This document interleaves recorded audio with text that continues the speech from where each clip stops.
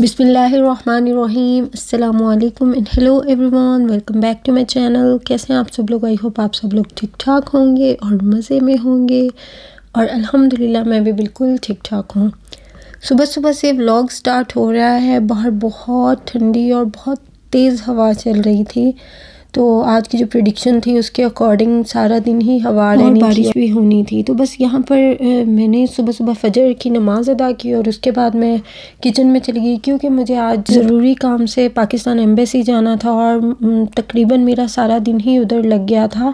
तो बस मैंने यही सुबह सुबह फिर मैंने बच्चों को भी फटाफट रेडी किया और उनकी जो ब्रेकफास्ट वगैरह करवा के हस्बैंड का लंच पैक रेडी किया और सारा कुछ उन सबको भेज के फिर मैं भी जब बच्चों को स्कूल छोड़ा ना, तो मैं साथ ही पाकिस्तान एम्बेसी के लिए निकल गई थी। और यहाँ पर ना मैं साथ के साथ किचन भी समेट रही थी, क्योंकि घर साफ़ करके ही निकला जाए तो ज़्यादा बेहतर होता है, क्योंकि जब आप थके हुए आते हैं और आप फिर कोई काम करने के काबिल नहीं रहते और फिर वो देख के टेंशन होती रहती है। इसीलिए मैं किचन भी साथ के साथ ना साफ़ कर रही थी। घर तो मेरा ऑलमोस्ट साफ़ सुथरा ही था।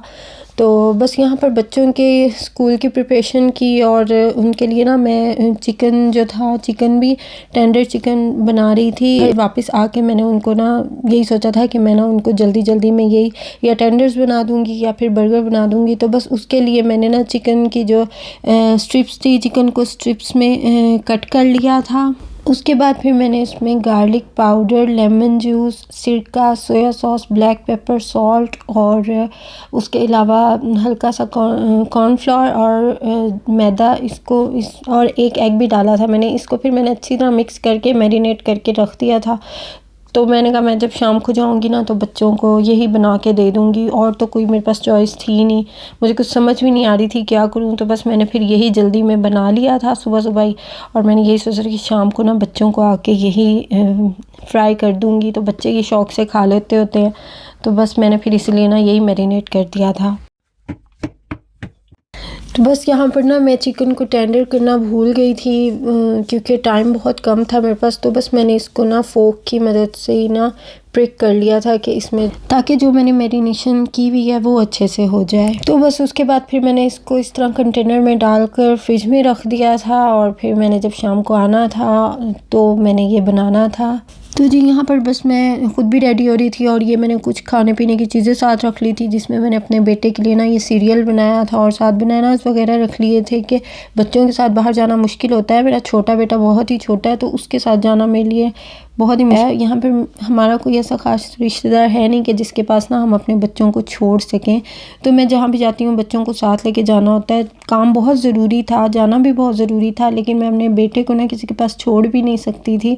तो मैं बस उसको अपने साथ ही ले गई थी। और फिर बच्चों के साथ ये ना थोड़ा मुश्किल हो जाता है कि आप स्पेशली जब आपको कोई बहुत ज़रूरी काम हो और फिर आपके साथ छोटे बच्चे हो ना, तब ना आपके लिए थोड़ा सा ना हेक्टिक हो जाता है कि हर चीज़ को मैनेज करना।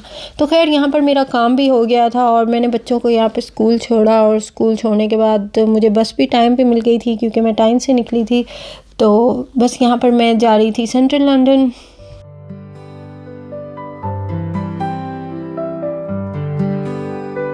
तो जी यहाँ पर बस मैं एम्बेसी भी पहुंचने वाली थी और बहुत ही डर भी रही थी, क्योंकि आजकल जो यूके के हालात हैं वो कुछ ख़ास अच्छे नहीं हैं। जो लोग यूके में रहते हैं उनको तो पता ही होगा कि यहाँ लंदन में स्पेशली लोग जो हैं मुसलमानों के कितना अगेंस्ट हुए हुए हैं।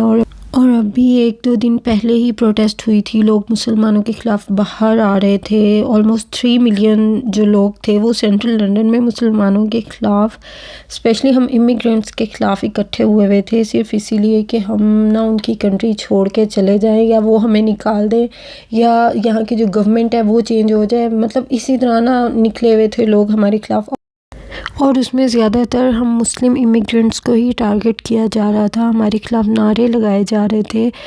और ना कभी कभार मैं सोचती हूँ कि यार हम पता नहीं इधर सेफ़ हैं भी सही या नहीं, फ्यूचर में हमारे बच्चे इधर पीसफुली रह सकेंगे या नहीं। लेकिन फिर मैं सोचती हूँ कि यार इतना भी नेगेटिव नहीं होना चाहिए, पॉजिटिव रहेंगे तो ख़ुद ब खुद ही जो है स्ट्रॉन्ग फीलिंग हो जाती है। यहाँ पर मैं एम्बेसी भी पहुँच गई थी, क्योंकि मैं बस से आ रही थी तो मुझे 2 आवर्स लग गए थे पहुँचने में। और उसके बाद जब बस स्टॉप से एम्बेसी तक जो है वो 14 मिनट्स की वॉक थी, तो बस मैंने वॉक की और मैं पाकिस्तान एम्बेसी पहुंच गई। अच्छा, उसके अलावा यहाँ पे और भी बहुत सी एम्बेसीज़ हैं और बहुत ही खूबसूरत जगह बनी हुई है, बहुत ही प्यारी बिल्डिंग्स हैं।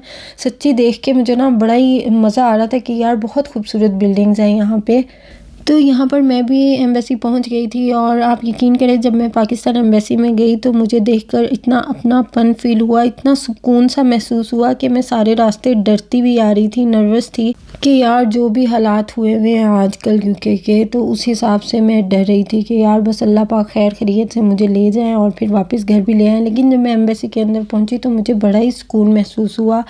ज़ाहिर है, जब आप एक पराए कंट्री में रह रहे हों और इतने चैलेंजेस आप फेस कर रहे हों, तो जब हम इस तरह का एक सपोर्ट सिस्टम देखते हैं ना, तो बहुत सुकून मिलता है कि यार आपके पास अभी भी इस तरह का एक सपोर्ट सिस्टम मौजूद है जो आपको सपोर्ट करता है, आपको मुश्किल वक्त में आपकी हेल्प करता है। तो मुझे ये देख कर ना बहुत खुशी हो रही थी। और ये बिल्डिंग भी बहुत अच्छी बनी हुई है, हमारी पाकिस्तानी एम्बेसी की बिल्डिंग। और इन्होंने ना ये बाहर एक मार्की का भी अरेंज किया हुआ था, जहाँ पर आप अगर बगी वगैरह हैं साथ आप लोग लेके आए हुए, तो आप अपनी बगी वगैरह यहाँ पे खड़ी कर सकते हैं। अंदर लेके जाने की परमिशन नहीं होती। समटाइम्स तो वो कह देते हैं कि आप बेशक अंदर ले जाएं, लेकिन बहुत अच्छा सिस्टम बनाया हुआ है इन्होंने, अल्हम्दुलिल्लाह। बहुत खुशी हो रही थी मुझे ये सब देख के। तो खैर, यहाँ पर ना मैं बात कर रही थी कि जो हमारे ख़िलाफ़ आजकल प्रोटेस्ट हो रही है, शायद हमें उन लोगों को ये समझाने की ज़रूरत है कि इनकी जो कंट्री है वो चल ही हम इमिग्रेंट्स की वजह से रही है। आप देख लें कि यहाँ के जो हॉस्पिटल्स हैं उनमें नर्सेज, डॉक्टर्स जो काम कर रहे हैं, वो उनमें से कितने ही लोग पाकिस्तान से हैं, इंडिया, बांग्लादेश, अफ्रीका, उसके अलावा मिडल ईस्ट से यहाँ आते हैं और इस सिस्टम को चला रहे हैं। यहाँ के हेल्थ सिस्टम को ही देख लें आप कि अगर हम इमिग्रेंट्स ना हों तो ये लिटरली आप यकीन करें कि यहाँ का एनएचएस सिस्टम रुक जाए बिल्कुल ही। और इसके अलावा जो रेस्टोरेंट्स हैं, टैक्सीज़ वगैरह जो लोग चला रहे हैं, डिलीवरी जो लोग करते हैं, उसमें ज़्यादातर इमिग्रेंट्स ही हैं, क्योंकि यहाँ के लोकल लोग तो ये सब करते नहीं हैं। उसके अलावा कंस्ट्रक्शन का काम देख लें, इवन क्लीनिंग भी हाँ, इमिग्रेंट्स ही कर रहे होते हैं और इमिग्रेंट्स ही हैं जो यहाँ पर बैकबोन की तरह काम कर रहे हैं। यहाँ पर हम लोग वो काम करते हैं जो यहाँ के लोकल गोरे पसंद ही नहीं करते। वो काम यहाँ आकर इमिग्रेंट्स करते हैं, दिन रात मेहनत करके इस मुल्क को चला रहे हैं। सोचने वाली बात है ना यार कि अगर इन्होंने हम मुस्लिम्स को निकाल दिया तो ये सारे काम कौन करेगा, कौन इस मुल्क की इकोनॉमी चलाएगा? इमिग्रेंट्स ही चला रहे हैं।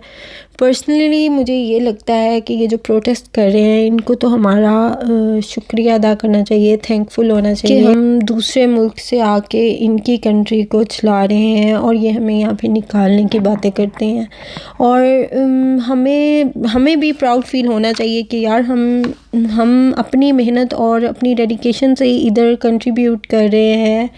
तो इस चीज़ के लिए अल्लाह का लाख लाख शुक्र है। तो जी, यहाँ पर मेरा काम हो गया था और मैं घर वापस जा रही थी और रास्ते में काफ़ी तेज़ बारिश जो थी वो स्टार्ट हो गई थी। मैं पहुँचते पहुँचते मेरे बच्चों का ऑफ टाइमिंग हो गई थी स्कूल की, तो बस मैंने फिर उनको लिया। उनके साथ आज उनके टीचर्स के साथ मीटिंग भी थी, तो मैंने वो मीटिंग अटेंड की और उसके बाद बच्चों को स्कूल से लिया और उसके बाद घर आ गए।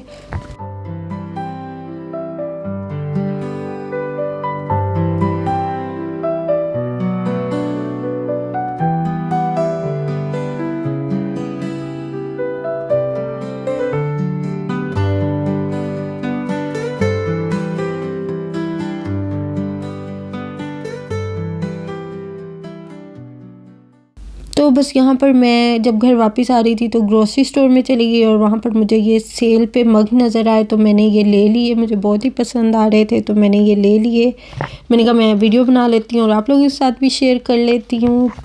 उसके बाद जो फिर मैं मॉर्निंग में चिकन को मैरिनेट करके गई थी, घर आके मैंने उसको डीप फ्राई कर लिया और बच्चों को फिर मैंने उसके बर्गर्स बना कर दे दिए और यूँ हमारा दिन गुजर गया।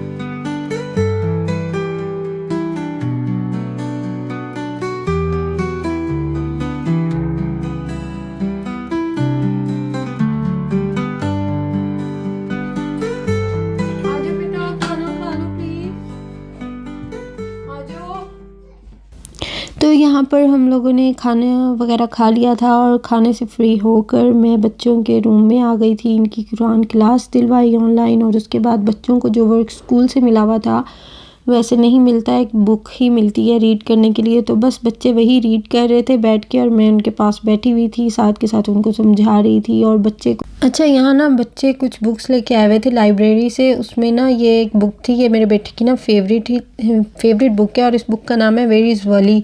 तो मेरे बेटे का नाम भी वली है, तो उसको ना ये वाली बुक बहुत पसंद है। वो कहता है कि मम्मी मुझे इसके सारे सीज़न लेने हैं, और इसके 7 सीज़न हैं। इसमें ये होता है कि इसमें हमें एक कैरेक्टर है, उसका नेम है वली, और इसमें सबको ना बस वो वली को फाइंड आउट करना होता है। और ये बहुत खुश होता है कि सब मुझे ही फाइंड आउट करते हैं। तो कहता है ये मुझे ना ये सारे सीज़न ले दें। अभी मेरे पास इसके ना 2 सीज़न ही आए हैं, तो मैंने कहा नेक्स्ट जब भी लाइब्रेरी में आ जाएंगे ना तो हम ये वाले सारे सीज़न्स जाके ले आएंगे। तो इनको बस इस तरह की बुक्स बहुत पसंद आती हैं।